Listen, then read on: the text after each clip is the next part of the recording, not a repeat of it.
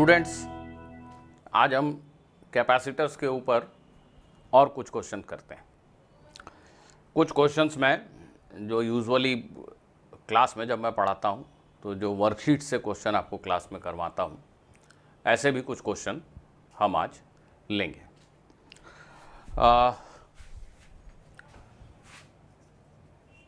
Suppose एक parallel plate capacitor के metal plates हैं ये, और इसके अंदर हमने डाइलेक्ट्रिक्स की कई लेयर्स ऐसे बिछा दी हैं। ये डाइलेक्ट्रिक कांस्टेंट K1 है,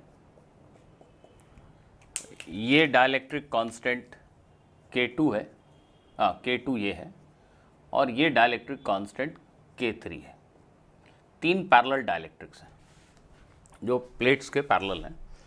पूरे कैपेसिटर को एक ही डाइलेक्ट्रिक से नहीं भरा गया है और तीन अलग अलग कांस्टेंट वाले डाइलेक्ट्रिक्स यूज़ किए गए हैं। मान लो ये X1 है, ये X2 है और ये X3 है। प्लेट की एरिया A है। हमें बताना है कि इस कैपेसिटर का कैपेसिटेंस कितना है। अगर आपको याद हो तो हमने कैपेसिटर का कैपेसिटेंस कैलकुलेट करने के लिए आपको पहले पढ़ाया है। आप बिगिनिंग के 1-2 लेक्चर में देखोगे तो आप समझ जाओगे कि हमें पहले इस पर चार्ज क्यू एज्यूम करना है, फिर इलेक्ट्रिक फील्ड लिखनी है, E1 into X1, E2 into X2, E3 into X3 करके पोटेंशियल डिफरेंस लिखना है, और Q/B कैपेसिटेंस आ जाता है। और एक दूसरा अल्टरनेटिव तरीका भी है जो शायद कुछ लोगों को बहुत आसान लगे, वो मैं यहाँ पे बताना चाहता हूँ।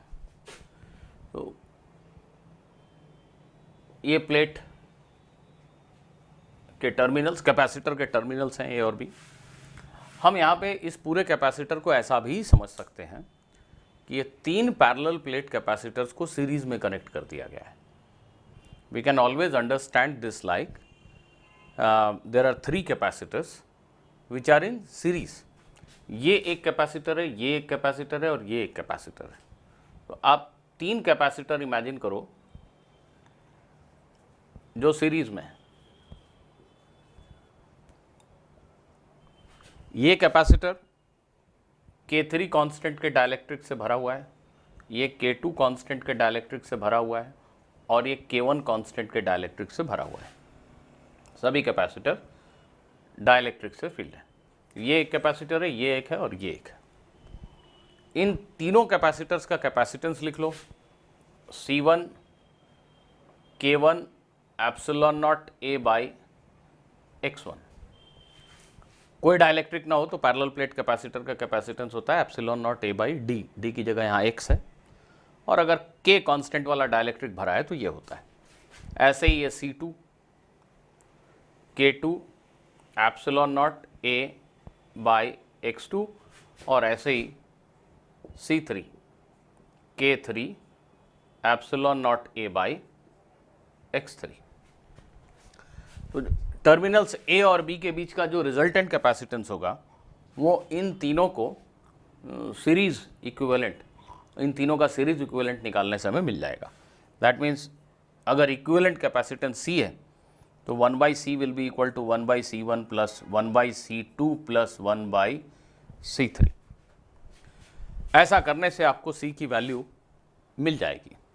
तो this is naturally equal to X1 by K1 epsilon naught A, X2 by K2 epsilon naught A, X3 by K3 epsilon naught A। और C लिखने के लिए इसको इन्वर्ट कर देंगे तो capacitance will be 1 upon this whole thing. So X1 by K1 epsilon naught A, X2 by K2 epsilon naught A, और X3 by K3 epsilon naught A। ये C हो गया। इसको ऑफकोर्स आप रीअरेंज करके ऐसे लिख सकते हो, एप्सिलॉन नॉट A ऊपर ये एप्सिलॉन नॉट ए को ऊपर कर दो, x1 by k1, x2 by k2, x3 by k3। यही फॉर्मूला हमें पहले भी मिला था बिगिनिंग के 1 या 2 लेक्चर में। हमने ऐसे कैपेसिटर का कैपेसिटेंस निकाला था, उसमें शायद मैंने एग्जाम्पल के लिए एक डाइलेक्ट्रिक लिया था और बाकी जगह हवा थी, तो हवा दूसरी डाइलेक्ट्रिक थी। ऐसा जनरल फार्मूला हमने पहले भी लिखा था, उस सेम रिजल्ट आपको यहाँ भी मिलता है। कुछ लोग जो सोच रहे हैं वो ज़रूर सरप्राइज होंगे इस मेथड से कि आखिर ऐसा एज्यूम कैसे कर सकते हैं। वो आप इसको ऐसे समझें कि आप मेंटली ऐसा सोचो कि यहाँ पे एक बहुत थिन मेटल की प्लेट है, एक्चुअली कोई चीज़ नहीं है पर सोचने में आसानी है। आप ऐसा सोचो थिन मेटल के प्लेट है, इसको अगर तुमने प्लस क्यू चार्ज दिया इस मेटल प्लेट को, तो इस सामने वाली प्लेट पे माइनस क्यू चार्ज इंड्यूस हुआ, और बिकॉज ये न्यूट्रल है तो ओवरऑल एक प्लस क्यू चार्ज भी एज्यूम करो। सिमिलरली यहाँ पे एक मेटल प्लेट एज्यूम करो, इस पे माइनस क्यू और इस पे प्लस क्यू या माइनस क्यू। तो हकीकत में सिर्फ प्लेट ए और बी के ऊपर ही, सिर्फ प्लेट ए और बी के ऊपर ही चार्ज है। हकीकत में सिर्फ प्लेट ए और बी के ऊपर ही चार्ज है, पर आप ऐसा इमेजिन करो, ठीक है मेटल प्लेट मत एज्यूम करो, जस्ट इमेजिन करो कि यहाँ माइनस क्यू और प्लस क्यू चार्ज दोनों हैं। दैट मीन्स जीरो चार्ज है यहाँ पे कोई चार्ज नहीं है। जैसे ये मेटल की प्लेट है, वैसे ही यहाँ एक इमेजिनरी मेटल की प्लेट है, ऐसा सोच लो, या प्लेट नहीं भी है लेकिन माइनस क्यू और प्लस क्यू चार्ज क्लियर है, मतलब कोई चार्ज नहीं है। तो ये जो जीरो चार्ज है यहाँ पे, इसको माइनस क्यू प्लस क्यू ऐसे दो चार्ज सोच सकते हैं। तो ये प्लस और माइनस मिलके एक कैपेसिटर बना रहे हैं, और ये प्लस और माइनस मिलके एक कैपेसिटर बना रहे हैं, ये प्लस और माइनस मिलके एक कैपेसिटर बना रहे हैं। तो आप सोच सकते हैं कि ये तीन कैपेसिटर सीरीज़ में, फैक्ट ये है कि ये तीनों कैपेसिटर सीरीज़ में लगाएं और एक V वोल्ट की बैटरी लगाएं, या यहाँ V वोल्ट की बैटरी लगाएं, तो जितना पोटेंशियल ड्रॉप यहाँ होता है उतना ही पोटेंशियल ड्रॉप यहाँ होगा, ऐसा दिखाया जा सकता है। जितना ड्रॉप यहाँ होता है उतना ही ड्रॉप यहाँ होगा, दिखाया जा सकता है। जितना ड्रॉप यहाँ होगा उतना ही ड्रॉप यहाँ होगा, ऐसा दिखाया जा सकता है। तो इस तरह के अरेंजमेंट को आप सीरीज कॉम्बिनेशन हमेशा मान सकते हो, नथिंग रॉन्ग अबाउट इट।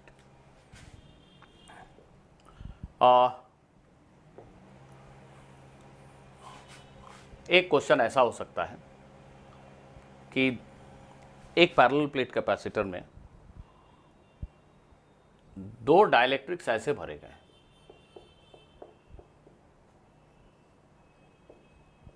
ये दोनों डाइलेक्ट्रिक कांस्टेंट अलग अलग है, K1 K2।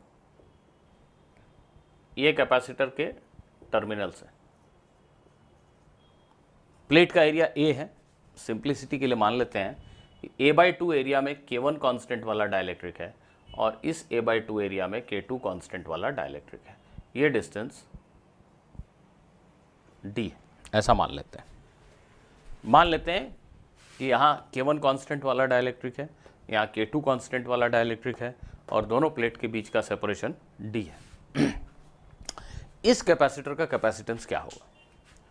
तो इसको समझना उससे भी आसान है। यहाँ आप दो कैपेसिटर पैरेलल में एज्यूम कर सकते हो, यहाँ आप दो कैपेसिटर पैरेलल में एज्यूम कर सकते हो। आप ऐसा सोच सकते हो ये और ये लोअर पार्ट, ये दो कैपेसिटर हैं और ये दोनों पैरेलल में कनेक्टेड है। ये आपके दो टर्मिनल्स हो गए A और B। बिल्कुल ऐसा आप सोच सकते हैं। क्यों? क्योंकि इस कैपेसिटर को भी अगर आप एक बैटरी से जोड़ोगे, ओहो, इस कैपेसिटर को अगर आप एक बैटरी से जोड़ोगे ऐसे, क्या होगा? ये सारे पॉइंट सेम पोटेंशियल पे हैं, ये सारे पॉइंट सेम पोटेंशियल पे हैं। ये पूरी प्लेट, मेटल की प्लेट एक ही पोटेंशियल पे है, और ये पूरी प्लेट एक ही पोटेंशियल पे है, लोअर पोटेंशियल पे। ये प्लेट हायर पोटेंशियल पे।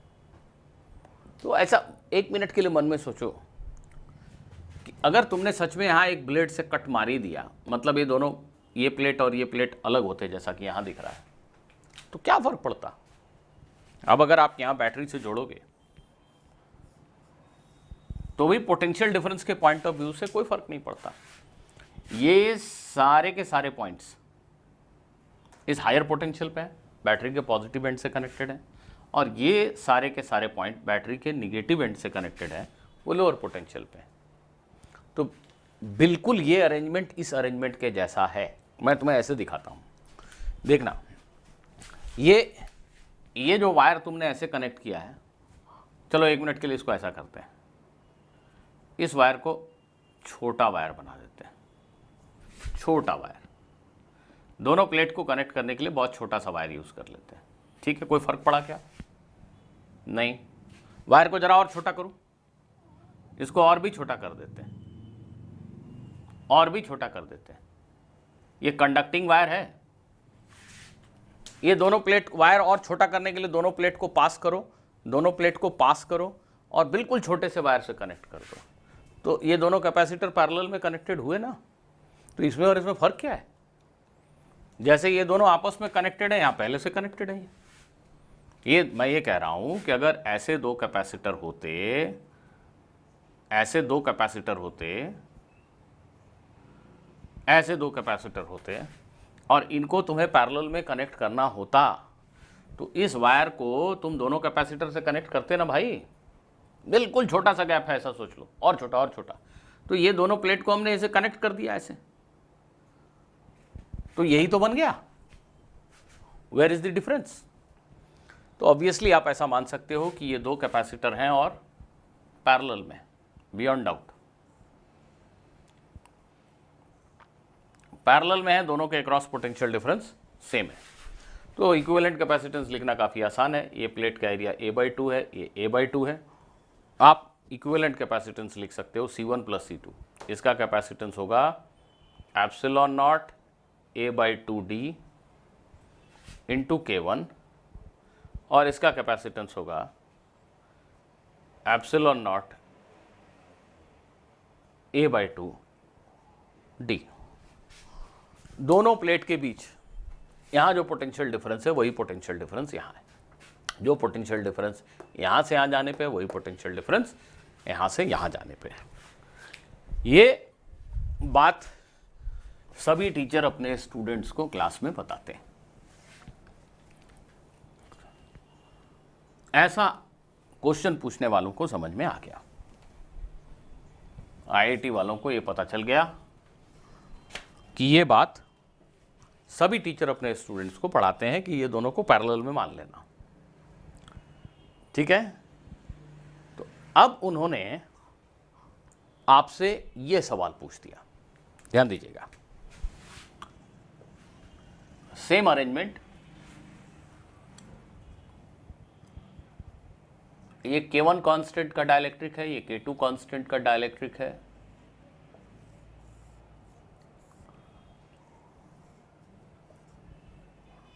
ठीक है, ऊपर अलग डाइलेक्ट्रिक है, नीचे अलग डाइलेक्ट्रिक है। ये एक कैपेसिटर है जिसका इक्विवेलेंट कैपेसिटेंस लिखना हो तो आप दो कैपेसिटर को पैरेलल में अज्यूम करके जोड़ दो। बिल्कुल, सो फार सो गुड। अब आईआईटी वालों ने ये पूछा कि इस जगह पे लेट अस से इलेक्ट्रिक फील्ड E1 है। ठीक है, बैटरी से आपने कनेक्ट किया तो यहाँ पे कुछ पॉजिटिव चार्ज गया, यहाँ नेगेटिव चार्ज गया, यहाँ पे इलेक्ट्रिक फील्ड E1 है, और इस लोकेशन पे इलेक्ट्रिक फील्ड E2 है। दैट मीन्स इस डाइलेक्ट्रिक के अंदर इलेक्ट्रिक फील्ड E2 है।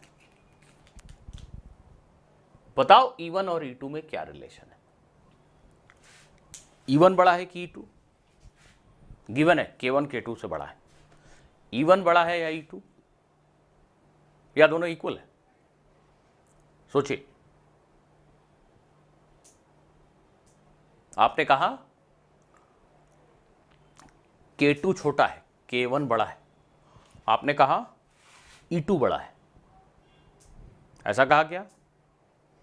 Correct yourself, correct yourself. E1 और E2 दोनों इक्वल है। E1 और E2 दोनों इक्वल है, कैसे पता मुझे?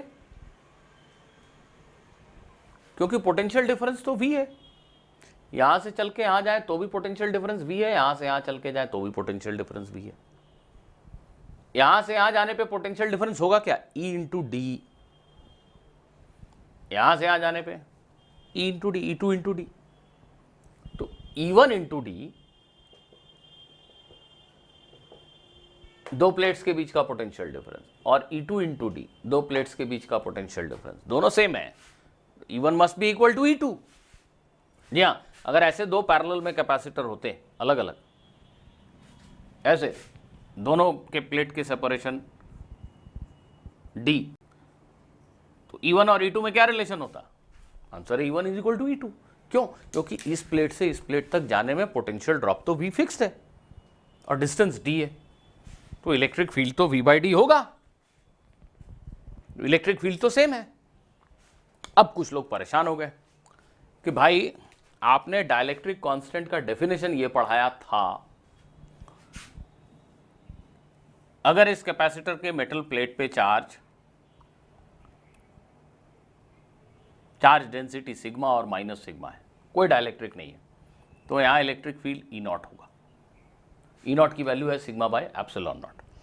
अब चार्ज को सेम रखें और यहां एक K कांस्टेंट का डाइलेक्ट्रिक भर दें, चार्ज सेम रखें और K कांस्टेंट का डाइलेक्ट्रिक भर दें, तो इलेक्ट्रिक फील्ड कमजोर हो जाता है। ये होता है E नॉट बाई के। यही तो डाइलेक्ट्रिक कांस्टेंट का डेफिनेशन है। अगर अभी तक डाइलेक्ट्रिक कांस्टेंट नहीं समझा तो अभी समझो, यही डेफिनेशन है। अगर एक्सटर्नल फील्ड क्या है? इन चार्जेस की वजह से जो फील्ड बनी वो E नॉट है। अब यहां पे अगर डाइलेक्ट्रिक रखा तो डाइलेक्ट्रिक की मीट के अंदर electric field E not by के होती है। अगर हाफ हो गई E नॉट बाई 2, तो इस मटेरियल का डाइलेक्ट्रिक कांस्टेंट 2 है। तो आप में से कुछ लोग ये सोचने लगे कि जब ये कांस्टेंट K1 और K2 अलग अलग हैं, तो E नॉट बाई K1 यहां फील्ड होना चाहिए और यहां E नॉट बाई K2 होना चाहिए। सेम कैसे हो सकते हैं? लेकिन पोटेंशियल डिफरेंस दोनों प्लेट्स के अक्रॉस अगर V है, वो E1 और E2 सेम होना चाहिए। तो बड़ा भारी कंट्राडिक्शन है। आखिर सच क्या है? सच ये है, यहीं से समझो पहले।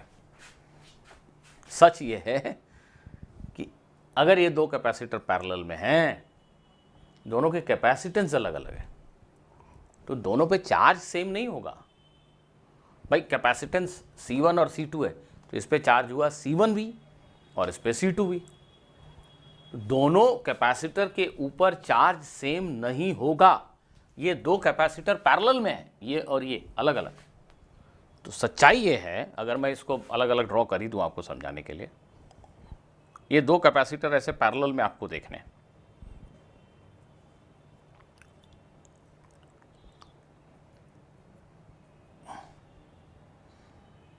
ऐसे ये दो कैपेसिटर अलग अलग बना दिए, इसको अलग इसको अलग, ये दोनों पैरेलल में है। ऊपर का एक कैपेसिटर बिल्कुल ऐसा ही है। अगर इस कैपेसिटर का कैपेसिटेंस C1 है और इसका C2, तो दोनों के ऊपर चार्ज की क्वांटिटी अलग अलग है। यहाँ जो चार्ज है वो C1V1 है, C1V, और यहाँ जो चार्ज है वो C2V के इक्वल है।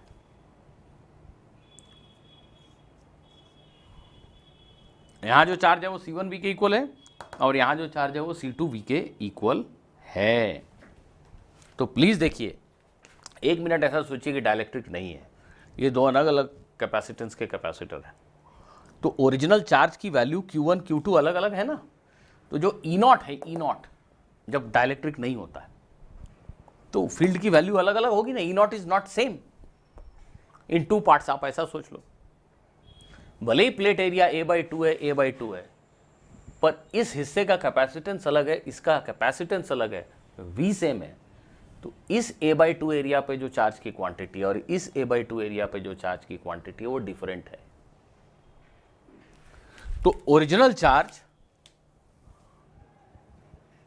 जो इस प्लेट पे है, चार्ज की डेंसिटी लिख दे रहा हूं σ1, और चार्ज की डेंसिटी जो यहां पे है मेटल प्लेट पे σ2, they are not same. σ1 and σ2 are not equal. इस आधे प्लेट पे अलग चार्ज है, इस आधे प्लेट पे अलग चार्ज है। पूरे प्लेट पे चार्ज यूनिफॉर्म डेंसिटी में नहीं बटा है। इस आधे पे चार्ज की डेंसिटी अलग है, इस पे अलग है। तो जो ओरिजिनल चार्ज है उसकी वजह से जो फील्ड होता है ई नॉट, वही डिफरेंट है। एक ऊपर वाले के लिए ई नॉट 1 है और नीचे वाले के लिए ओरिजिनल फील्ड माने डाइलेक्ट्रिक नहीं होता तो ई नॉट 2 है, सच दैट कि this divided by K1 and this divided by K2 they happen to be same. अगर डाइलेक्ट्रिक हटा दें तो इस चार्ज के साथ यहां जो फील्ड होगा और इस चार्ज के साथ यहां जो फील्ड होगा दे आर डिफरेंट। तो डाइलेक्ट्रिक कांस्टेंट अलग अलग होने से भी ई नॉट बाई K1 और यहां का ई नॉट जो डिफरेंट है दैट डिवाइड बाई K2 दोनों सेम है। तो इंपॉर्टेंट बात यह है कि अगर ये दो कैपेसिटर पैरेलल में है यहां तक तो ठीक है, पर इन दोनों हिस्सों में इलेक्ट्रिक फील्ड सेम है, ये भी ठीक है, इसमें कंफ्यूज नहीं होना है। पर यहाँ जो चार्ज की डेंसिटी है चार्ज पर यूनिट एरिया और यहाँ जो चार्ज की डेंसिटी है charge per unit area they are not same. इस जगह पे जो इलेक्ट्रिक फील्ड है it can be written as sigma 1 by epsilon naught divided by K1। Sigma 1 by epsilon naught field होता अगर सेम इतना ही चार्ज रहता और यहां डाइलेक्ट्रिक नहीं होता। सिमिलरली यहां डाइलेक्ट्रिक नहीं होता और चार्ज डेंसिटी सिग्मा 2 होती, ऐसा होगा। Therefore you can write the ratio sigma 1 by sigma 2। दोनों प्लेट पे जो चार्ज की डेंसिटी है it is different. So now you can decide which one is higher. If K1 is larger then sigma 1 is larger, if K2 is higher then sigma 2 is higher। So ठीक है, दो capacitor parallel में है, पर parallel में जो capacitor होते हैं they do not have same charge, they may not have same charge despite the fact that potential difference across their plates is always same, but quantity of charge appearing on these two capacitors can be different.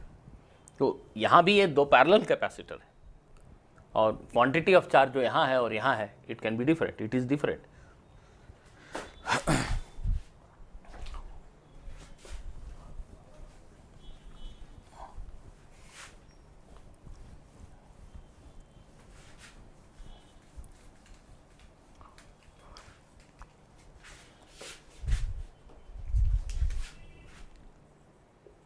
चलो एक question कभी शायद NEET में या AI-EEE में पूछा गया था, बहुत सिंपल सा क्वेश्चन, बताइएगा। ये एक कैपेसिटर है, plate area A, separation D, यहां बीच में एक मेटल प्लेट इंसर्ट कर दिया गया जिसकी थिकनेस है T। This is not a dielectric, this is a metal plate, aluminium plate. अब इस पैरेलल प्लेट कैपेसिटर का कैपेसिटेंस क्या होगा? What is capacitance of this capacitor? What is capacitance of this capacitor? सोच के बताइए, वीडियो पॉज करके सोचिए।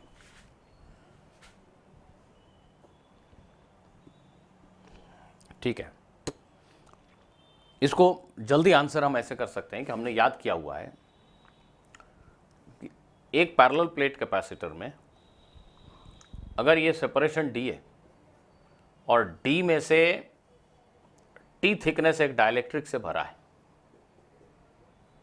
बाकी जगह पे हवा है, एयर है, इस कैपेसिटर का कैपेसिटेंस होता है एप्सिलॉन नॉट A बाई, अभी तो पढ़ा था भाई, ये कुल मिला के दो डाइलेक्ट्रिक्स हैं, चाहो तो तीन डाइलेक्ट्रिक मान लो, हवा K इज इक्वल टू 1, फिर K इज इक्वल टू 1। तो epsilon naught A thickness T by dielectric constant plus ये वाली थिकनेस बाई 1 प्लस ये वाली थिकनेस बाई 1, ये तीन डाइलेक्ट्रिक हैं। अभी आपने ऐसा फॉर्मूला पढ़ा था, x1 by K1, x2 by K2, x3 by K3, ये यूज करने को कह रहा हूं। अगर ऐसा हो तो आप लिखोगे x1 बाई 1,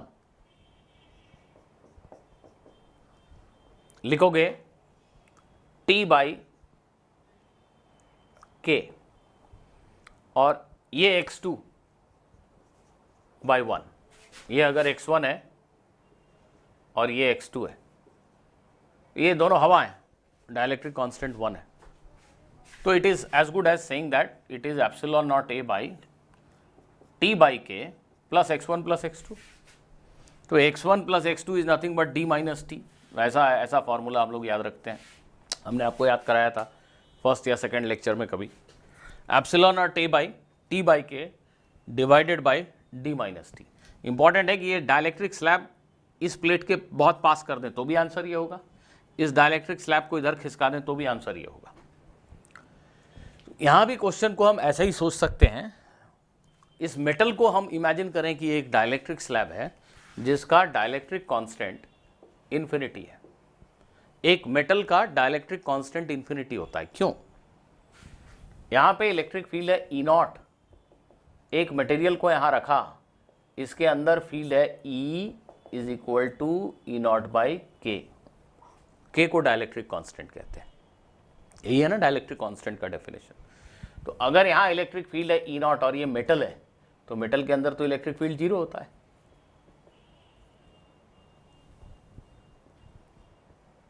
होता है ना? तो मेटल के अंदर इलेक्ट्रिक फील्ड E 0 है, मतलब के की वैल्यू क्या है? Infinity. So for all metals you can say that dielectric constant is infinity. So using this formula we can write capacitance as epsilon naught A by ये T minus D हवा है, D minus T हवा है, D minus T by 1 and T by infinity plus D minus T. So capacitance becomes epsilon naught A by d minus T. ऐसा सोच सकते हो आप, ठीक है? आप इसको ऐसा भी सोच सकते हो कि ये दो कैपेसिटर हैं सीरीज में, यहां से यहां एक कैपेसिटर है और यहां से यहां एक कैपेसिटर। ये मेटल की शीट का ये वॉल और ये वॉल एक कैपेसिटर बना रहे हैं, और ये वॉल और ये वॉल एक कैपेसिटर बना रहे हैं। ये और ये दो कैपेसिटर सीरीज में है, दोनों का इक्विवेलेंट निकालो तो भी आंसर ये आएगा। खुद करके देखो।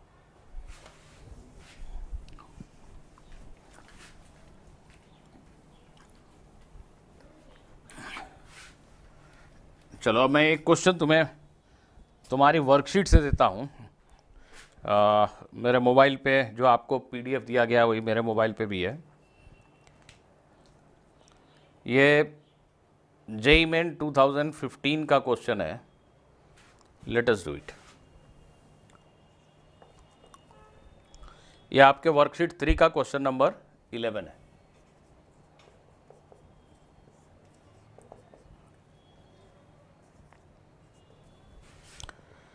यहां एक सर्किट बना हुआ है,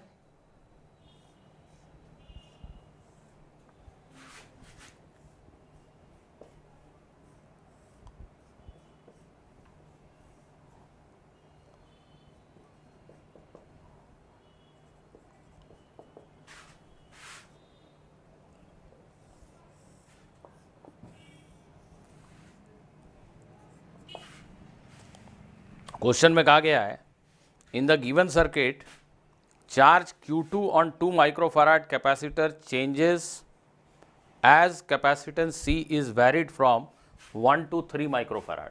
this C is changed from 1 microfarad to 3 microfarad.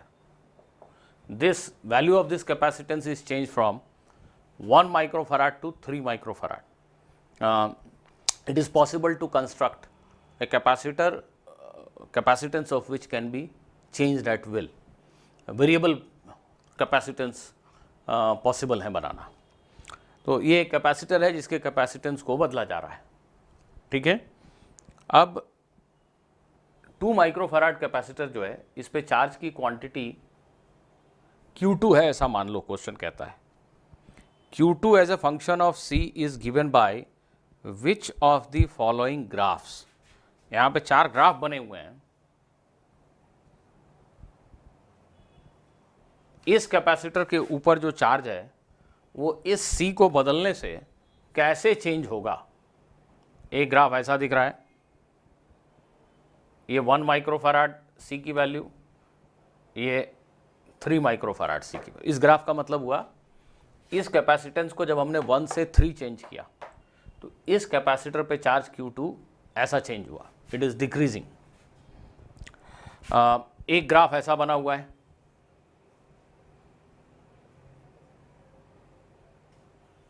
Increasing linearly.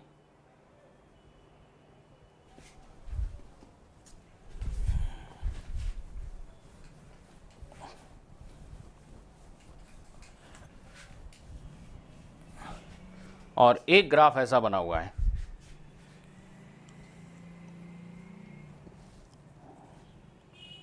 Increasing in this fashion, और एक ग्राफ ऐसा बना हुआ है,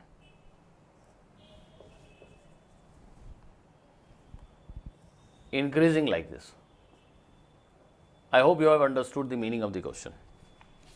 The question says, how will charge on this capacitor change if this capacitance is changed from 1 microfarad to 3 microfarad?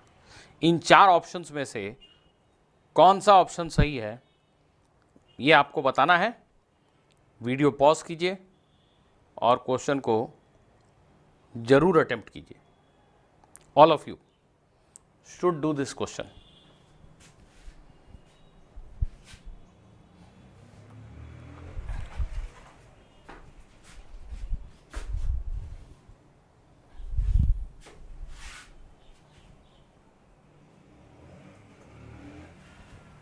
देखो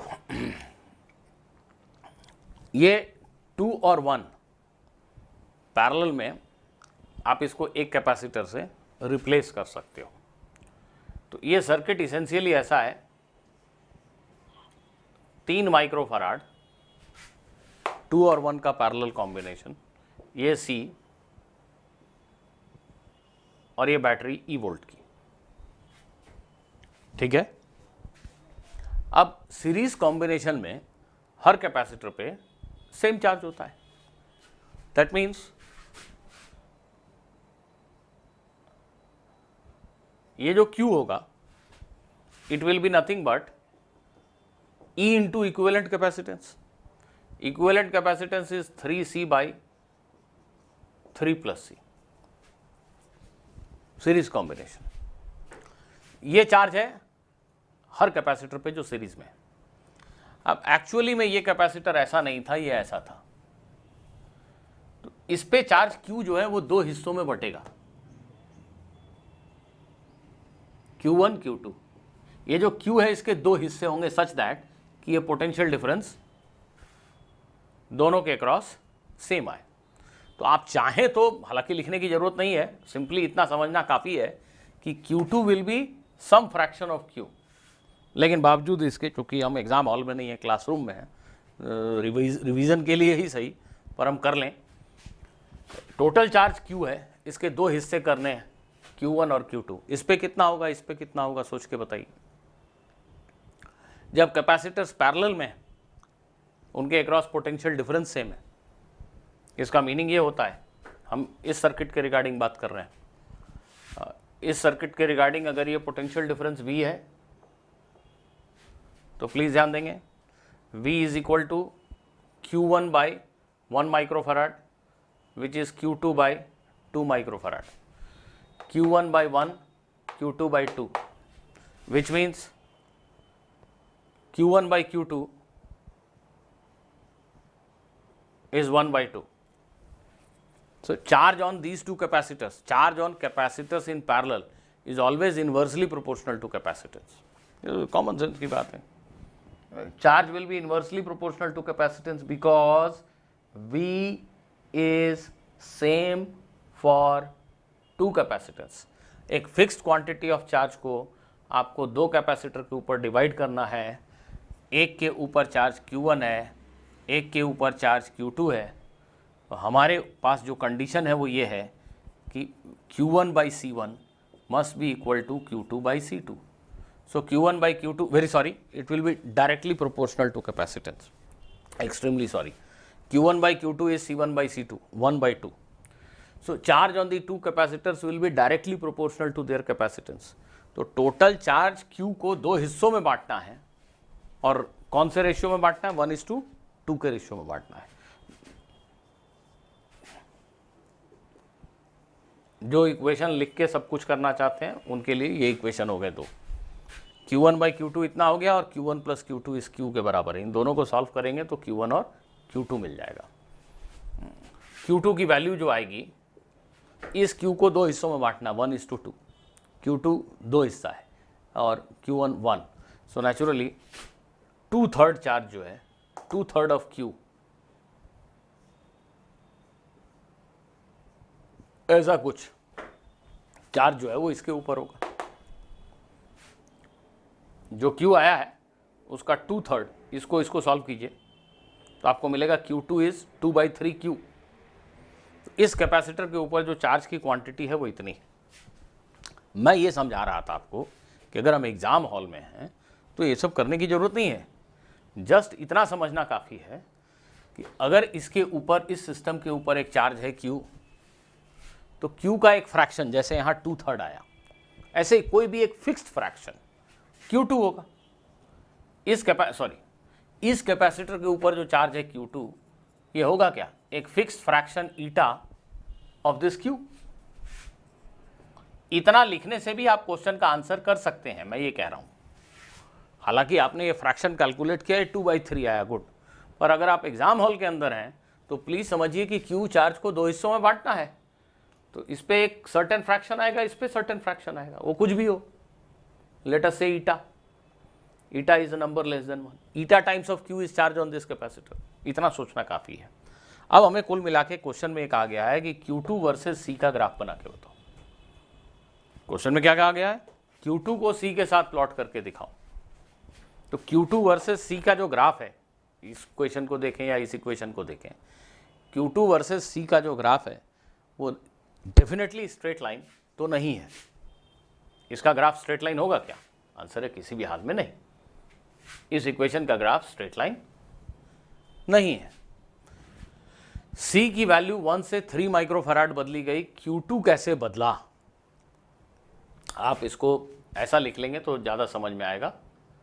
3 eta E 3/C + 1। अब देखिए, अगर आप C को बड़ा करेंगे, C को बड़ा करेंगे तो ये नंबर छोटा होगा, डिनोमिनेटर डिक्रीज होगा। C बड़ा करने से डिनोमिनेटर डिक्रीज होगा और ये नंबर बड़ा हो जाएगा। रिपीट कर रहा हूं, C को बढ़ाने से ये छोटा होगा, डिनोमिनेटर छोटा हुआ तो ये नंबर बढ़ेगा। C को डिक्रीज करने से Q2 बढ़ेगा, C को इंक्रीज करने से Q2 बढ़ेगा, C को इंक्रीज करने से Q2 बढ़ेगा। ये ग्राफ हो नहीं सकता, स्ट्रेट लाइन है नहीं है ना। अब बचे ये दो ग्राफ, हमने क्या कंक्लूड किया, C को बढ़ाने से Q2 बढ़ेगा, इसमें भी बढ़ रहा है, इसमें भी बढ़ रहा है। अब भारी कंफ्यूजन आ गया, ये दो ग्राफ ही कंफ्यूजन थे इस क्वेश्चन में। अब स्टूडेंट कंफ्यूज कि इसको टिक करें कि इसको टिक करें, कोई क्लू नहीं है। आपको समझना पड़ेगा कि ये जो Q2 वर्सेस C रिलेशन है, इसका स्लोप इंक्रीजिंग है कि डिक्रीजिंग है। फॉर दैट आप डिफरेंशिएशन वगैरह कर सकते हैं, but that is also not required. एक सिंपल ऑब्जर्वेशन से हम ऐसा सोच सकते हैं कि, एक मिनट जस्ट ऐसा सोचते हैं, C अगर बहुत बड़ा कर दें, C को बहुत बड़ा कर दें, इस C को अगर हम बहुत बड़ा कर दें, इन्फिनिटी, ये नंबर 0 हो गया, तो Q2 कितना हो जाएगा, 3 eta E। That means C जब बड़ा होता है तो Q2 approaches a fixed value, constant value. C को अगर हम बढ़ाते चले जाएं, तो ऐसा नहीं कि Q2 बढ़ता चला जाएगा, नहीं।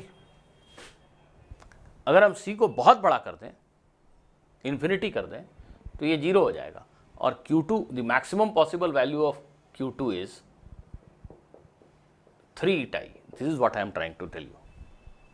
तो Q2 की वैल्यू का एक अपर लिमिट है, तो ये ग्राफ डेफिनेटली ऐसा ही होना चाहिए। सी बहुत बड़ा होने से भी Q2 की वैल्यू इस वैल्यू को क्रॉस तो नहीं करने वाली।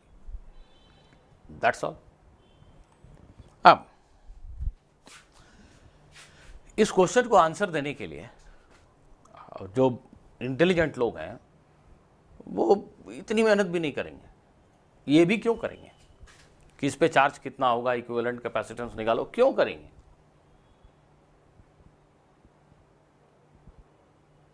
करेंगे क्या? सोचेंगे। दो कैपेसिटर देखो, इस पे जो चार्ज है उसका एक फिक्स फ्रैक्शन इस पे, इसका मतलब ये जैसे वैरी कर रहा है सी के साथ। अगर क्वेश्चन ऐसा होता कि ये चार्ज क्यू सी के साथ कैसे वैरी कर रहा है, तो ग्राफ ऐसे ही होगा, क्योंकि क्यू का 2/3 Q2 है, तो Q वर्सेस सी ग्राफ भी बनाएंगे तो ऐसा ही होगा ना भाई। तो फैक्ट है कि हमें उसको देखने की जरूरत ही नहीं, हम तो इसको देखें कि ये सर्किट है, इसमें सी को बड़ा करेंगे तो चार्ज कैसे चेंज होगा, कहां, इस पर नहीं, अरे ओवरऑल। तो दो कैपेसिटर सीरीज में है, एक कैपेसिटेंस को तुम अगर बढ़ाओगे तो इक्विवेलेंट कैपेसिटेंस क्या होगा? एक कैपेसिटेंस को बढ़ाओगे तो इक्विवेलेंट कैपेसिटेंस ऐसा किसी एक C1 को बड़ा करोगे तो ये छोटा होगा, ये छोटा होगा तो C बड़ा होगा।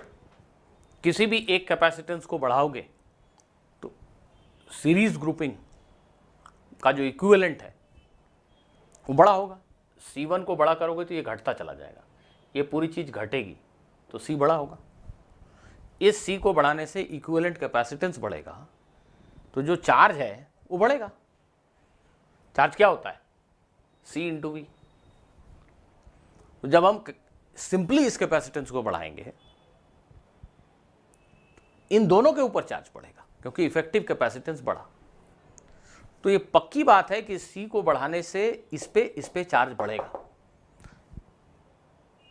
इसका फिक्स फ्रैक्शन ये है, C को बढ़ाने से इस पे चार्ज बढ़ेगा, मतलब इस पे भी चार्ज बढ़ेगा। तो C को बढ़ाने से चार्ज बढ़ेगा, ये तो तय बात है, पहला ग्राफ तो हो ही नहीं सकता। ये और ये तीन ऑप्शन है। जस्ट थोड़ा सा मेंटल वर्क करेंगे तो समझ में आ जाएगा कि लीनियर चेंज नहीं होगा। और फिर से ऐसा सोचेंगे कि अगर C बहुत बड़ा हो तो चार्ज क्या होगा, what will be value of charge? C अगर बहुत बड़ा इन्फिनिटी हो, इन्फिनिटी, तो ये 0 हो जाएगा, तो इक्विवेलेंट कैपेसिटेंस इसी के बराबर हो जाएगा। अगर C इन्फिनिटी हो जाए तो इक्विवेलेंट कैपेसिटेंस ये हो जाएगा। इस पे चार्ज कितना होगा? Q कितना होगा? इसका C इंटू वी। तो चार्ज की मैक्सिमम लिमिट वही है, C इंटू वी, उससे बड़ा चार्ज नहीं हो सकता। तो चार्ज की एक मैक्सिमम लिमिट है, उसके ऊपर नहीं जा सकता। तो ग्राफ ऐसा कभी भी नहीं हो सकता, ये ग्राफ ऐसे ही होगा। अगर हम ऐसा थोड़ा मेंटल वर्क करें तो शायद क्वेश्चन को जल्दी कर सकते थे, but for that you require really a lot of thinking. पर अभी एटलीस्ट घर में क्वेश्चन पढ़ते समय मैं यही कहता हूँ, आपसे बार बार कहता हूँ कि बेटा एक क्वेश्चन सॉल्व हो गया और तुम उसके आगे चले गए, मत जाओ। क्यों? मोस्ट ऑफ यू, मैंने भी इंक्लूडिंग माई सेल्फ, मैंने भी क्वेश्चन को पहले इस पे इक्विवेलेंट कैपेसिटेंस निकाला, फिर चार्ज निकाला, फिर सोचा चार्ज का क्या फ्रैक्शन इस पे होगा, अब सोचा कि कैसे ग्राफ होगा। सब लोग यही करेंगे और खुश हो जाएंगे कि हाँ हमने बना दिया। बेटा अगर ये क्वेश्चन एग्जाम हॉल में हो और तुम इतने स्टेप्स करोगे तो क्या होगा, बहुत टाइम लगेगा ना। तो अभी एटलीस्ट घर में हम ये आदत डालें कि क्वेश्चन जैसे ही सॉल्व हुआ रुकें और सोचें कि क्या मैं इसको क्विकली सोच सकता था किसी और तरीके से, क्या शॉर्टकट है कुछ। अगर आपको एक भी स्टेप कम करना आ गया तो आप बहुत समय बचाएंगे। ये ट्रू लर्निंग है, जस्ट करते जाना और आंसर आ गया और फिर अगले क्वेश्चन पे चले जाना, शायद आपने कुछ नहीं सीखा। जब आप रुक के सोचते हो कि यार इसमें मैं और क्या कर सकता था, कुछ और डिफरेंट स्टेप है क्या जिससे मैं जल्दी कर सकूं, जब आप ये सोचना शुरू करते हो तब आप सीखते हो। So please always do that. Question बनाने की हड़बड़ी नहीं होनी चाहिए कि मुझे 500 क्वेश्चन करने हैं। जो भी क्वेश्चन कर रहे हैं ठीक से कीजिए का मतलब है उसको वेरियस पॉसिबल वे में सोचिए कि कोई कैलकुलेशन का स्टेप ही सही मैं जल्दी कैसे कर सकता हूँ। Please think on that line always.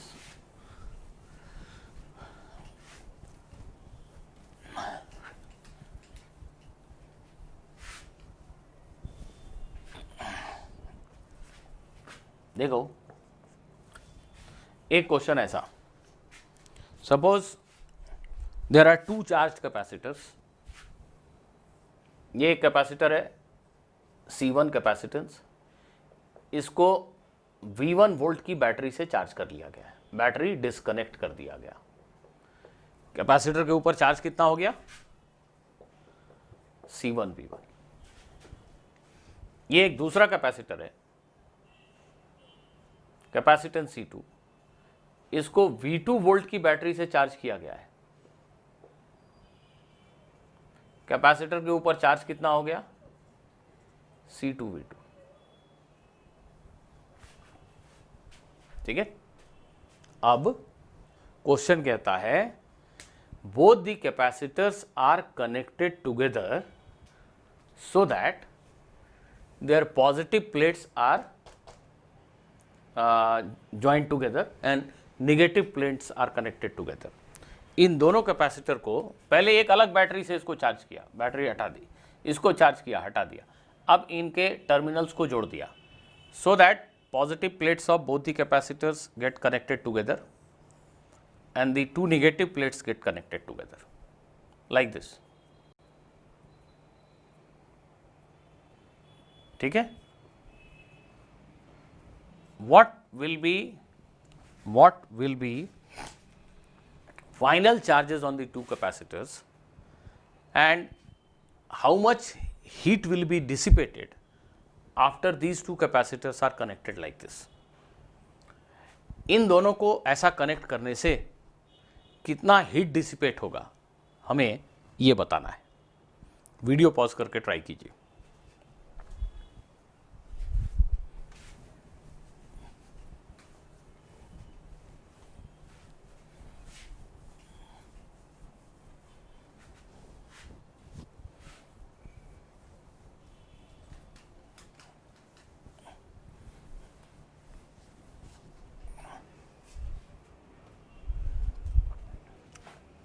देखिए ऑफ कोर्स दोनों कैपेसिटर पैरेलल में हो गए, इनके अक्रॉस पोटेंशियल डिफरेंस सेम है। The potential difference across the two capacitors is same. Let us say common potential difference is V।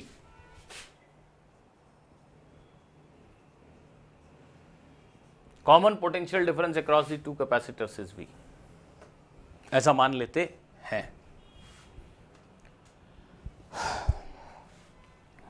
अब देखो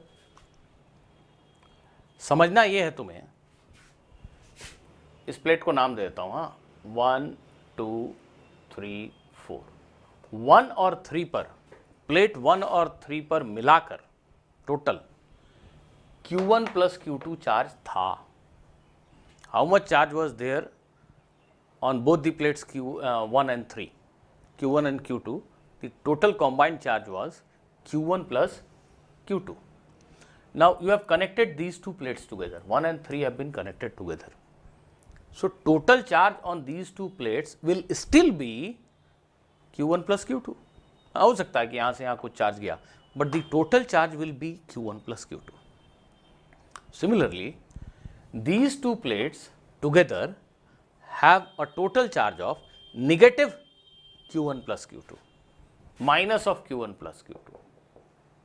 So after they are joined together, they are allowed to share charge between them. पर बाहर से कोई charge नहीं आया, यहां से चार्ज बाहर नहीं गया। Therefore, the total charge on these two plates combined together will still be minus of Q1 plus Q2. Right? So you can say that the pair of capacitors has a total charge Q1 plus Q2 for division between these two capacitors. इन दोनों capacitor पे बंटवारे के लिए जो total available charge है वो Q1 plus Q2 है। इन दोनों प्लेट पर मिलाकर प्लस Q1 प्लस Q2 और इन दोनों प्लेट पर मिलाकर माइनस Q1 प्लस Q2। तो दोनों कैपेसिटर पे टोटल अवेलेबल चार्ज जो है वो Q1 प्लस Q2 है। तो मुझे नहीं पता कितना चार्ज इस पे, मान लिया Q1 और इस पे Q2, मतलब plus Q1 minus Q1 plus Q2 minus Q2। Charge ऐसे अरेंज होगा जिससे कि दोनों के क्रॉस पोटेंशियल डिफरेंस सेम हो जाए। So what we can write is this Q1 plus Q2 must be equal to Q1 plus Q2. I hope you understand this equation. Q1 plus Q2 is same as sum of charges on these two plates. And the second equation of course is that potential difference across these two capacitors happen to be same, which means Q1 by C1 is same as Q2 by C2. Q1 by C1 is same as Q2 by C2, which implies that Q1 by Q2 is C1 by C2. ये अभी थोड़ी देर पहले भी हमने कहा था, when there are two capacitors in parallel, charges on them are proportional to their capacitance. So Q1 by Q2 is equal to C1 by C2. Now solving these two equations will give us the value of small q1 and small q2 in terms of Q1 plus Q2. This is a fixed charge Q1 plus Q2. So solving 1 and 2, you will get Q1 is equal to C1 by C1 plus C2 into Q1 plus Q2, right? Of course, अगर question में ऐसा लिखा था कि इस capacitor को V1 volt की battery से चार्ज किया गया, तो Q1 वाज C1 V1, इस कैपेसिटर को V2 वोल्ट की बैटरी से चार्ज किया गया है, तो Q2 is C2 V2। Therefore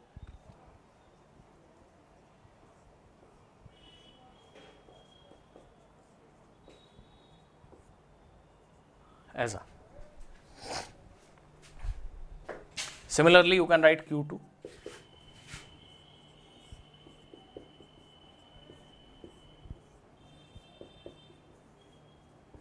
in दो इक्वेशन को सॉल्व करके इसको और इसको हमने Q1 लिखा। कैपिटल Q1 और कैपिटल Q2 की जगह डिपेंड्स कि क्वेश्चन में क्या लिखा है। क्वेश्चन में ये भी लिखा हो सकता है कि इसको 5 माइक्रो कूलम चार्ज दिया, तो ठीक है, वो capital Q1 is given directly. पर क्वेश्चन में ऐसा लिखा हो सकता है कि इसको 50 वोल्ट की बैटरी से चार्ज किया गया, तो charge Q1 is nothing but C1 V1, depends what is given. This will be equal to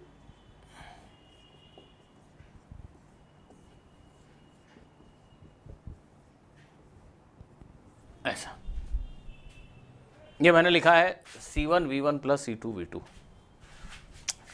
शायद ये आपको देख नहीं रहा होगा।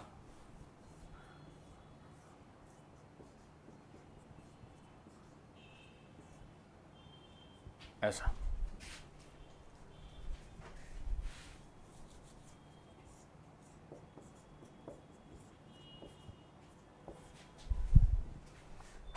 राइट। चाहे तो आप एक लाइन बल्कि याद रखें, that final common potential difference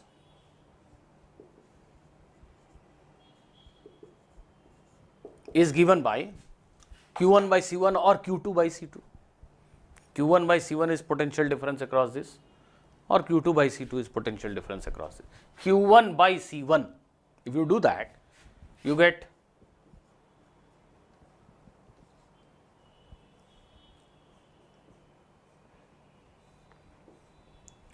so the final common potential difference across the two capacitors is given by C1 C2 plus C1 V1 plus C2 V2 by V1 plus V2, C1 plus C2। मोटा मोटी देखिए, this is total charge available for distribution। C1 V1 C2 V2 is total charge that is available for distribution divided by capacitance C1 plus C2, total capacitance, that is the final common potential difference। इसको as a formula अगर आप याद रख लें तो ऐसे question आप जल्दी से आंसर कर पाएंगे। V लिख दिया आपने तो ये Q1 लिखना बहुत ही आसान है, नहीं V पता है तो Q1 कितना होगा C1 into we, small q2 कितना होगा C2 इंटू वी। तो ये अलग से याद रखने की जरूरत नहीं, जस्ट रिमेंबर दिस। आपसे अगर क्वेश्चन में पूछा गया how much heat is dissipated, तो आई होप आप उसको भी आंसर कर सकते हैं। इसमें कितनी एनर्जी स्टोर थी, हाफ C1 V1 स्क्वायर। इसमें कितनी थी, half C2 V2 square. Total energy stored system में कितना था, half C1 V1 square plus half C2 V2 square. Finally system में स्टोर्ड एनर्जी कितनी है, half C1 V square plus half C2 V square. V का मतलब ये है। तो आप पाएंगे कि जो फाइनल एनर्जी है वो ओरिजिनल एनर्जी से कम है। जो डिफरेंस है that has been lost as heat. क्यों हीट बना, जैसे ही आप इनको कनेक्ट करेंगे चार्जेस का मूवमेंट हुआ। When ever charges move rapidly in A circuit heat is dissipated. यहाँ पे एक और वेरिएशन जो क्वेश्चन का हो सकता है वो ये हो सकता है कि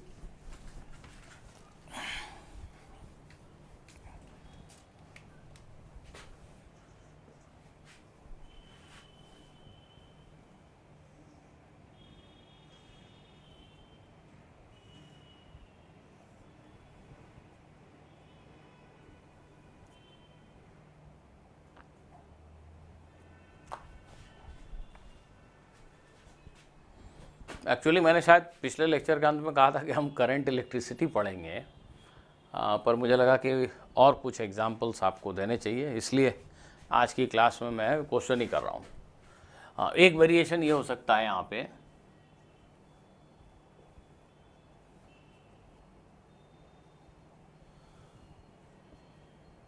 कि दोनों कैपेसिटर के ऑपोजिट प्लेट्स को एक साथ जोड़ दिया गया। इसको V1 वोल्ट की बैटरी से चार्ज किया गया, पॉजिटिव टर्मिनल ये, नेगेटिव ये। इसको V2 वोल्ट की बैटरी से चार्ज किया गया, पॉजिटिव टर्मिनल ये था, नेगेटिव ये। और अब दोनों को कनेक्ट कर दिया गया। प्लेट 1 2 3 4, 1 और 3 को कनेक्ट किया गया। Plates of opposite polarities are connected together.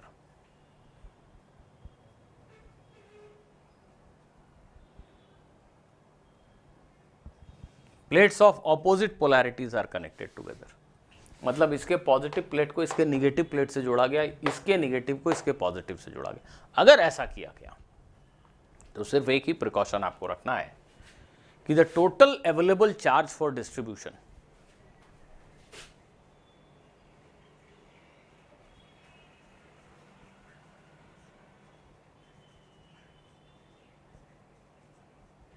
will be Q1 minus Q2, और Q1 मतलब इस पे चार्ज और Q2 मतलब इस पे charge. Assuming Q1 is greater than Q2, ऐसा मान लेते हैं एक मिनट। सो इस पे जैसे 10 माइक्रोकूलम पॉजिटिव चार्ज था और इस पे 6 माइक्रोकूलम निगेटिव चार्ज है। ये दोनों प्लेट को जोड़ेंगे तो टोटल चार्ज जो अवेलेबल है डिस्ट्रीब्यूशन के लिए 4 माइक्रोकूलम है, +10 -6। दूसरे साइड भी ऐसा ही है, ये -10 माइक्रोकूलम है, ये +6। इस पे 10 माइक्रोकूलम चार्ज था और इस पे कितना बोला मैंने, 4 माइक्रोकूलम लेटर से। तो दोनों को जोड़ेंगे तो 6 माइक्रोकूलम चार्ज अवेलेबल है। यहाँ भी दोनों को जोड़ेंगे तो 6 माइक्रोकूलम निगेटिव चार्ज अवेलेबल है, -10 +4। तो इन दोनों प्लेट पे निगेटिव 4 माइक्रोकूलम और इन दोनों प्लेट पे 6 माइक्रोकूलम और इन दोनों प्लेट पे पॉजिटिव 6 माइक्रोकूलम ऐसा अवेलेबल है। तो total charge available for distribution Q1 minus Q2 है। बाकी पोटेंशियल डिफरेंस सेम होगा, सब कुछ सारे स्टेप सेम होंगे। तो इससे जो आंसर में डिफरेंस आएगा वो ये आएगा। अब इसको डायरेक्टली याद रख सकते हैं। ऐसा कंडीशन होने से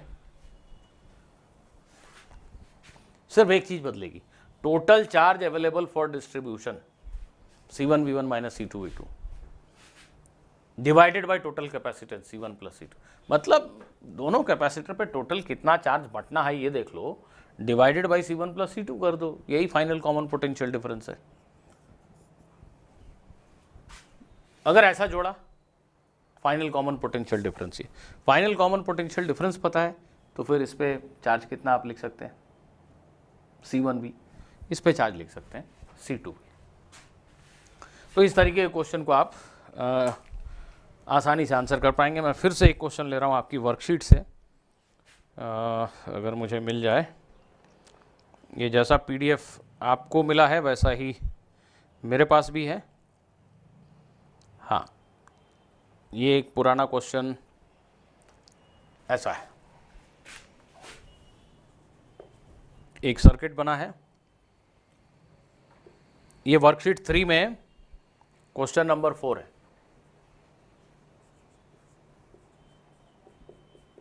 IIT JEE एडवांस के जो क्वेश्चन होते हैं उसके क्वेश्चन नंबर 4 है ये।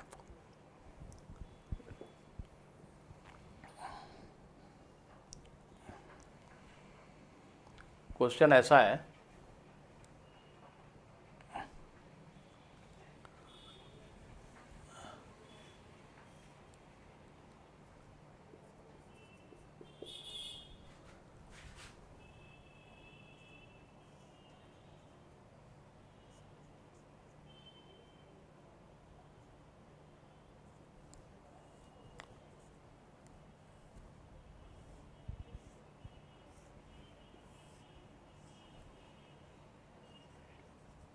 देखिए, और 2 microfarad capacitor is charged as shown in figure. ये 2 वे स्विच है, ये स्विच को हम यहां से घुमा के यहां भी कर सकते हैं। तो स्विच पहले 1 पे है जैसा दिख रहा है आपको। 2 microfarad capacitor is charged as shown in the figure using this battery of V volt. The percentage of its stored energy that is dissipated after switch is turned to position 2 is। Question में कहा गया है कि switch को position 2 में करने के बाद इस कैपेसिटर की ओरिजिनल स्टोर्ड एनर्जी का कितना परसेंट हीट बन जाएगा। The percentage of stored energy that will be dissipated as heat after this switch is move to this position. तो ये बेसिकली देखें तो वैसा ही क्वेश्चन है, देखने में कुछ अजीब सा लग रहा है, कठिन लग रहा है, पर है नहीं। आप इसको, इन चीज़ों को हिंट मान के अभी जो मैंने आपको पढ़ाया, इस क्वेश्चन को जरूर ट्राई कीजिए एक बार वीडियो को पॉज करके। देखो, जब स्विच पोजीशन 1 में है तो ये कैपेसिटर ये खुले सर्किट में, यहाँ कोई चार्ज वार्ज नहीं होगा, सिर्फ ये कैपेसिटर इस बैटरी से कनेक्टेड है, एज सिंपल एज दैट। इस कैपेसिटर के ऊपर जो चार्ज होगा Q, वो 2 microfarad into V, 2 microfarad into V volt, इतना माइक्रोकूलम चार्ज इस कैपेसिटर के ऊपर है। अब जब स्विच को तुमने ऐसे खोला, जैसे स्विच ऐसे कहीं कनेक्टेड नहीं, तो ठीक है, तुमने कैपेसिटर को बैटरी से डिस्कनेक्ट कर दिया। अब ये बैटरी सर्किट के बाहर है, इसका कोई रोल नहीं, पर कैपेसिटर पे जो चार्ज था वो तो रहेगा। अब तुमने इस स्विच को यहां किया, उसके पहले 1 मिनट कैलकुलेट कर लेते हैं अपन ने बैटरी को डिस्कनेक्ट किया, इस स्विच को ऐसे घुमाया, वो अभी हवा में है स्विच लेटर से। इस कैपेसिटर में स्टोर्ड एनर्जी कितनी है? आंसर है हाफ CV²। C की जगह 2 लिख दे रहे हैं, V² माइक्रोजूल। माइक्रोजूल क्यों? कैपेसिटेंस 2 माइक्रो फराड है, हम एज्यूम कर रहे हैं कि V वोल्ट में है, तो इतने जूल इसमें स्टोर्ड एनर्जी है, और इस पे चार्ज 2V के इक्वल है। अब आपने स्विच को यहां कनेक्ट कर दिया, इस बैटरी का अब कोई रोल नहीं है। अब क्वेश्चन ऐसा है कि एक कैपेसिटर है 2 माइक्रोफराड, इसके ऊपर चार्ज Q है, और आपने इस कैपेसिटर को 8 माइक्रोफराड के दूसरे कैपेसिटर से डायरेक्टली कनेक्ट कर दिया ऐसे। ये स्विच को जब आप पोजीशन 2 में लेके गए तो आपने इस कैपेसिटर को इससे कनेक्ट कर दिया। अभी जो मैं डायरेक्ट बोल रहा था कि ये दोनों कैपेसिटर को आपस में पैरेलल में जोड़ दिया, उसको थोड़ी कहानी बना के दे दिया। कि इस स्विच को यहां किया, स्विच को यहां करने से क्या हुआ, बैटरी डिस्कनेक्ट हो गई। अब ये चार्ज कैपेसिटर इस अनचार्ज कैपेसिटर से पैरेलल में कनेक्ट हो गया। अभी तक के सारे क्वेश्चन में मैं कह रहा था लेट अस अज्यूम इस पे चार्ज Q1, इस पे Q2। इस क्वेश्चन में Q2 0 है, इस पे कोई चार्ज नहीं, सिर्फ एक कैपेसिटर चार्ज था, दूसरा अनचार्ज था। कोई बात नहीं। जब आप दो कैपेसिटर को ऐसे कनेक्ट करोगे तो इनके बीच में चार्ज का लेन देन तब तक होगा जब तक इनके अक्रॉस पोटेंशियल डिफरेंस सेम नहीं हो जाता। इस कॉमन पोटेंशियल डिफरेंस को V0 मान लेते हैं। ये कनेक्ट करने के बाद इस कैपेसिटर के ऊपर चार्ज Q1 हो गया और इस कैपेसिटर के ऊपर चार्ज Q2 हो गया। क्या हुआ होगा, यहाँ से कुछ चार्ज पॉजिटिव यहाँ गया, यहाँ से कुछ चार्ज निगेटिव यहाँ गया, जिससे इसके अक्रॉस और इसके अक्रॉस पोटेंशियल डिफरेंस सेम हो जाए। इस V0 की वैल्यू को हम डायरेक्टली लिख सकते हैं, अभी अभी जो फॉर्मूला पढ़ा उससे। Total charge available for distribution, इस कैपेसिटर पे चार्ज Q है, इस पे कुछ भी नहीं है। Q की वैल्यू कितनी है, 2V। Total charge available for distribution divided by C1 plus C2, 2 plus 8। ये दोबारा से वर्किंग करने की जरूरत नहीं अगर मुझे याद है तो this will be equal to V/5। तो देखो दोनों के क्रॉस जो पोटेंशियल डिफरेंस होगा स्विच यहां कनेक्ट करने के बाद वो V/5 होगा। तो final common potential difference across both the capacitors is V/5। चलो भाई, अब दोनों कैपेसिटर के क्रॉस पोटेंशियल डिफरेंस V/5 अगर है तो हम कैपेसिटर सिस्टम में स्टोर्ड फाइनल एनर्जी को लिख लेते हैं। कैसे लिखेंगे, इसमें stored energy half into capacitance 2 into potential difference V0 मतलब V/5 का स्क्वायर, इसमें स्टोर्ड एनर्जी, और इसमें stored energy half capacitance 8 potential difference V/5 का whole square, half CV square, half CV square, half CV square. ये simplify कीजिए, you get final stored energy as V square by 10 common कर लेते हैं, V square by 2550, sorry V square by 50 को common कर लेते हैं तो यहाँ बचेगा 2 और यहाँ बचेगा V स्क्वायर बाई 58 10, तो V square by 5।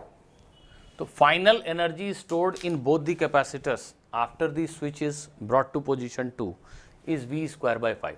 What was the original energy stored in this capacitor? V square. इस कैपेसिटर में जब हमने बैटरी से डिस्कनेक्ट किया उस वक्त इतनी एनर्जी स्टोर्ड थी, जैसे ही कैपेसिटर 2 से कनेक्ट किया चार्जेस भागे, सर्किट में करंट हुआ, हीट डिसिपेट हुआ और स्टोर्ड एनर्जी सिर्फ V स्क्वायर बाई 5 रह गई, मतलब 0.2 V स्क्वायर रह गई। जो स्टोर्ड एनर्जी इतनी थी वो इतनी हो गई। So 20% of energy remains, 80% energy is dissipated as heat, isn't it?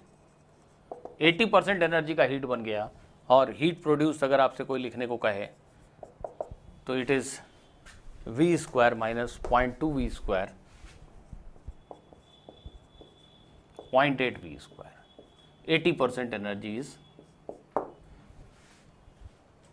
dissipated as heat. Please इस क्वेश्चन को ठीक से समझ लीजिए।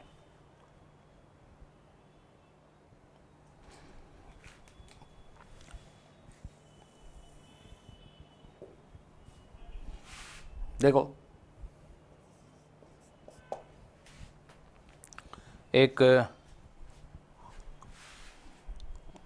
थोड़ा सा मुश्किल क्वेश्चन और देता हूँ हीट डिसिपेशन पे। सपोज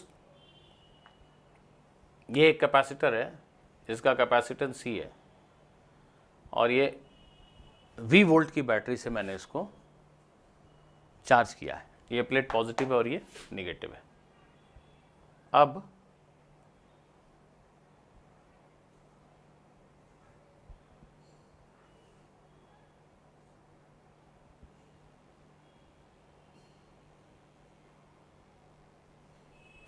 इस कैपेसिटर को मैं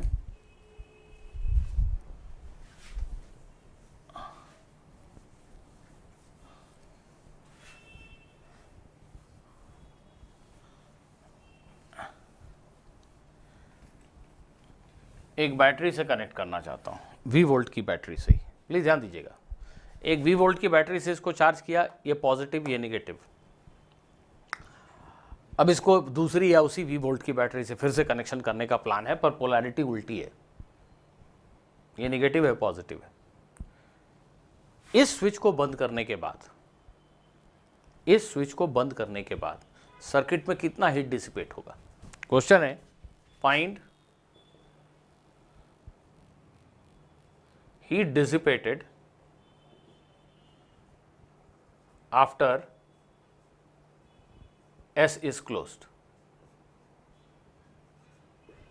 स्विच S को क्लोज करने के बाद सर्किट में कितना हीट डिसिपेट होगा, ये क्वेश्चन है। वीडियो पॉज करके ट्राई कीजिए। इस कैपेसिटर के ऊपर स्विच बंद करने के पहले जो चार्ज है, इसको मैं Q1 लिख रहा हूं, ये CV है, ये पॉजिटिव ये नेगेटिव, V वोल्ट की बैटरी से चार्ज किया। स्विच बंद करने के बाद देखो, ये बैटरी अपनी ड्यूटी करेगी भाई। स्विच बंद करने के बाद ये बैटरी की ड्यूटी है कि इस प्लेट का पोटेंशियल इस प्लेट से V वोल्ट हाई होना चाहिए। तो स्विच बंद होने के बाद charges will flow in a manner so that this plate becomes positive and this becomes negative, and the charge on the capacitor is CV. C is capacitance, V is potential difference. So magnitude of charge remains same, but the polarity has to invert. The polarity will get changed. So battery की duty है ये positive रखना ये negative रखना. It will be like this only. So इस situation से इस situation तक आने में सर्किट में चार्ज का फ्लो कैसा हुआ? इस प्लेट को देखो, इस पे प्लस CV चार्ज था और अब माइनस CV चार्ज है। ये कैसे पॉसिबल हुआ? अगर आप सोचें तो यहां से माइनस ऑफ 2 CV चार्ज ऐसे क्या होगा? तभी हुआ। इस पे प्लस Q चार्ज था और अब माइनस Q चार्ज है। प्लस Q था माइनस Q है, तो माइनस 2Q यहां से गया तभी ना। सिमिलरली इस प्लेट के ऊपर माइनस Q चार्ज था और अब इस प्लेट के ऊपर प्लस Q चार्ज है, तो यहां से 2 CV चार्ज का फ्लो ऐसा हुआ। तो मोटी बात यह हुई कि इस बैटरी ने 2 CV चार्ज सप्लाई किया इस कैपेसिटर को, पॉजिटिव टर्मिनल से पॉजिटिव, नेगेटिव टर्मिनल से नेगेटिव। राइट? प्लीज ध्यान दीजिए, क्या कैपेसिटर में स्टोर्ड एनर्जी में कोई चेंज हुआ? There is no change in stored energy.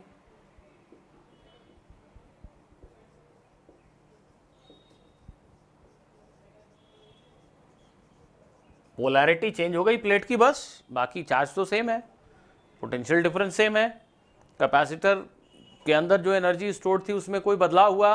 Answer है नहीं, नो चेंज। क्या बैटरी ने कोई वर्क किया? आंसर है बहुत सारा वर्क किया। बैटरी से पॉजिटिव चार्ज का फ्लो ऐसा हुआ, इस नेगेटिव चार्ज का डायरेक्शन बदल दें, पॉजिटिव चार्ज ऐसा। तो बैटरी से जब चार्ज का फ्लो ऐसा होता है तो बैटरी की केमिकल एनर्जी घट जाती है, बैटरी वर्क करती है। कितना वर्क किया? V वोल्ट की बैटरी से डेल्टा Q चार्ज पास हुआ।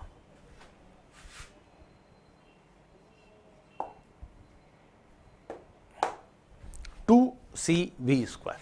बैटरी ने इतना वर्क परफॉर्म किया, कैपेसिटर की स्टोर्ड एनर्जी में कोई चेंज नहीं हुआ।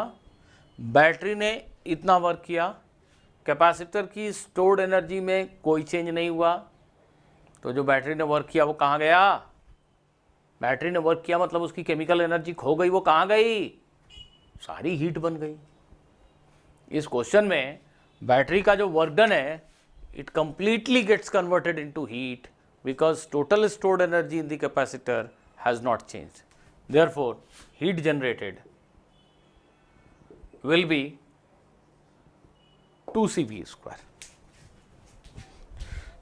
ऐसे क्वेश्चन भी आपको जरूर कहीं अपने वर्कशीट वगैरह में इससे मिलते जुलते मिल जाएंगे।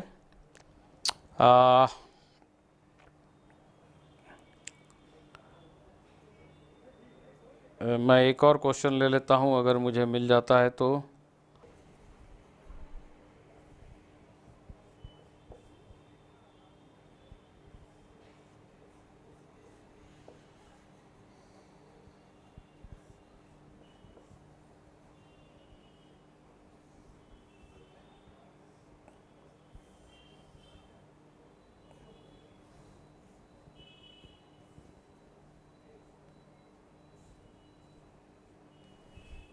यह आपके वर्कशीट 4 में एक क्वेश्चन है।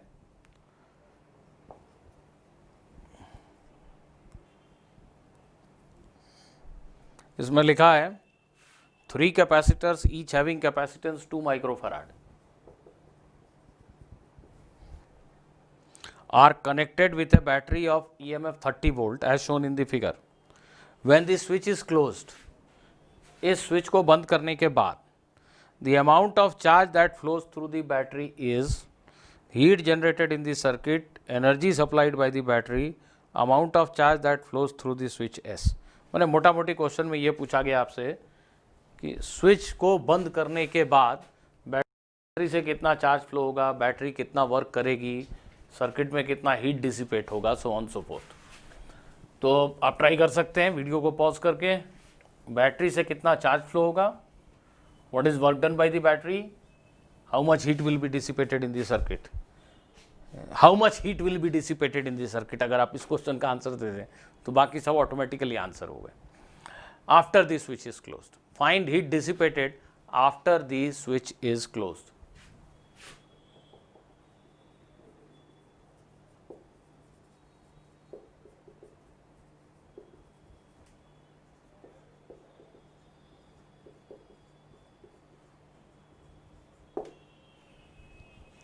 ओके,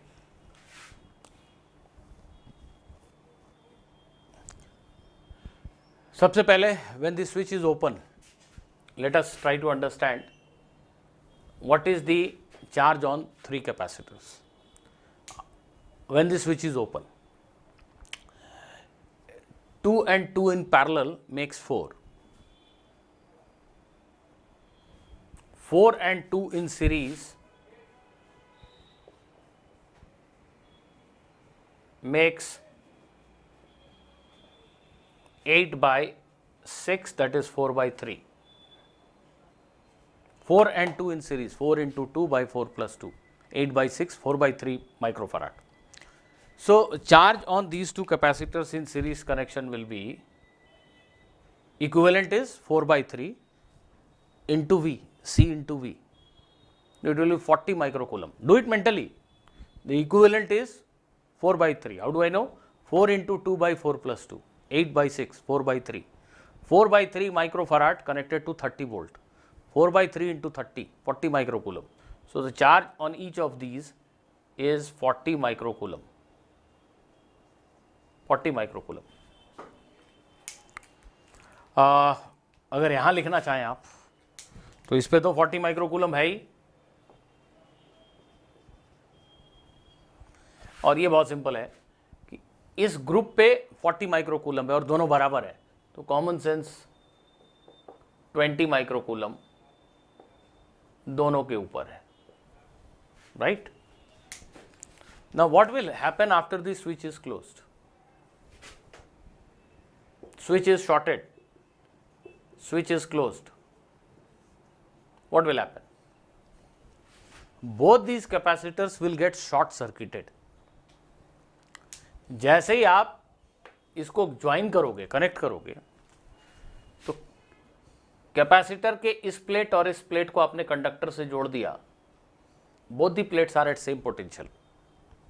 रनिंग वायर से जितने पॉइंट हैं सबको जोड़ने से, रनिंग वायर से जुड़े जितने पॉइंट है सबका पोटेंशियल सेम है।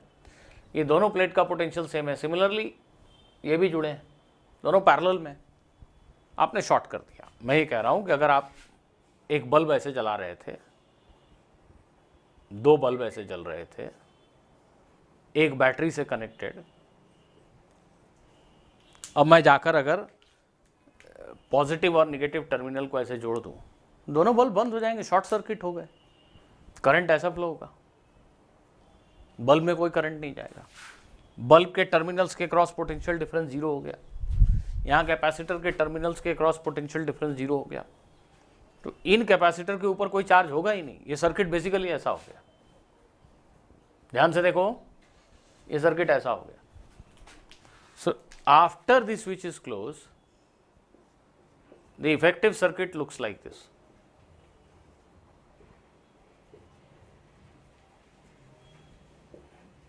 दैट्स ऑल, बस ऐसा सर्किट है,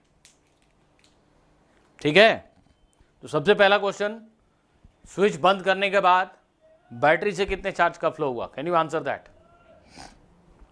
बैटरी से अगर कोई चार्ज का फ्लो होगा तो यहां से भी और यहां से भी, ये कुछ गलत लिखा है ना, 40 माइक्रोकूलम कैसे होगा? ये 2 माइक्रोफैराड का कैपेसिटर है भाई, और 30 वोल्ट की बैटरी है, 60 माइक्रोकूलम, वेरी सॉरी, 2 माइक्रोफैराड है ये। हाँ, इस प्लेट के ऊपर देखो -40 माइक्रोकूलम चार्ज था और अब -60 माइक्रोकूलम चार्ज है। इसका मतलब ये हुआ कि -20 माइक्रोकूलम चार्ज ऐसा गया। पक्का बैटरी के दूसरे टर्मिनल से इतना ही पॉजिटिव चार्ज गया होगा। अगर आप ओवरऑल देखें तो इन प्लेट्स के ऊपर मिला के तो चार्ज जीरो है, ये सब आपस में न्यूट्रलाइज हो गए, there is no charge on these capacitors. इस प्लेट पे 40 माइक्रोकूलम था, अब 60 हो गया, तो वो 20 माइक्रोकूलम यहां से आया, 20 माइक्रोकूलम यहां से आया, इसको गया। तो मोटी बात, बैटरी से 20 माइक्रोकूलम चार्ज का फ्लो हुआ। So work done by battery is 20 microcoulomb into 30 volt, 600 microjoule, 0.6 millijoule. This is work done by battery. Now, how much heat is dissipated you can calculate. First, you need to find what was original energy stored in the circuit, in the capacitors, initial energy stored, इस group of capacitor में कितनी energy stored है, ये जानने के लिए आप equivalent में कितनी एनर्जी स्टोर्ड है ये भी लिख सकते हो। आप इसमें एनर्जी स्टोर्ड, इसमें स्टोर्ड, इसमें स्टोर्ड लिखो, पर सीधा तरीका ये है कि इक्विवेलेंट कैपेसिटेंस अभी अभी निकाला था 4/3 और 30 वोल्ट की बैटरी है। इक्विवेलेंट में कितनी एनर्जी स्टोर्ड है, हाफ CV² लिखो जल्दी से, 4/3 × V², ऐसा।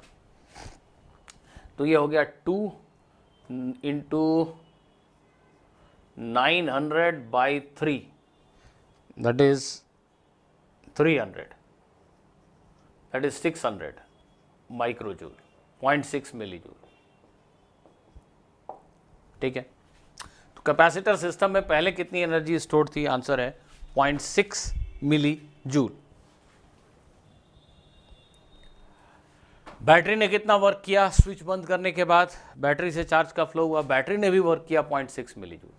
अब अगर कोई एनर्जी लॉस नहीं होता तो कैपेसिटर सिस्टम के पास एनर्जी थी 0.6, बैटरी ने इतनी और दी, तो final total energy this plus this 1.2 मिलीजूल मिलनी चाहिए थी। क्या फाइनल एनर्जी 1.2 मिलीजूल है? आंसर है नहीं, उससे कम है।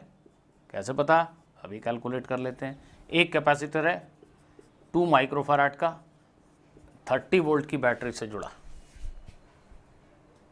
ठीक लिखा है मैंने, देखो तो जरा, half CV², so this is equal to 900 microjoule, 0.9 मिलीजूल।